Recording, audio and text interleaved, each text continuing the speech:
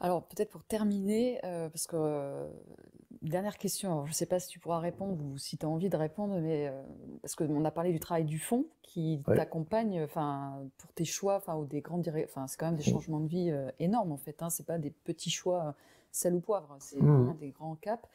Et en même temps, ce que j'entends, c'est, voilà, là, quand tu nous parles de tes choix de traduction, c'est des choses qui se présentent à toi, enfin, soit sous forme de flash ou peut-être des rencontres, je sais pas. Donc c'est une question peut-être un peu trop théorique, mais est-ce que tu arriverais à formuler ce fond? Parce qu'il est à la fois en nous, mais en même temps, on sent que, enfin, il y a peut-être, C'est universel, oui. oui, enfin, oui, par exemple, bon, je sais pas si c'est vraiment le terme approprié, quand on parle de synchronicité, on voit bien qu'il y a soi, puis voilà, il y a des rencontres qui se passent au bon moment. Donc est-ce que toi, entre guillemets, tu as une théorie ou comment tu l'expliquerais? Oui, alors c'est vraiment la question, c'est comment dire les choses. Et ma certitude, c'est que sur le fond, il n'y a pas de mots. Il y a une tradition indienne que j'aime beaucoup. On dit ça, tat, et puis c'est tout. Et si on est dans le christianisme, on va dire que c'est la présence de Dieu en soi. Si on est dans le bouddhisme, on va dire peut-être c'est plus la nature de Bouddha, ou c'est ma nature profonde dans le zen, etc.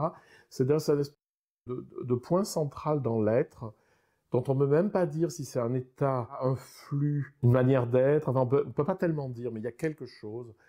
Et ce quelque chose, quand il nous anime, en fait, Eckhart va dire, ce fond, c'est Dieu. C'est-à-dire que c'est la racine de tout ce qui existe.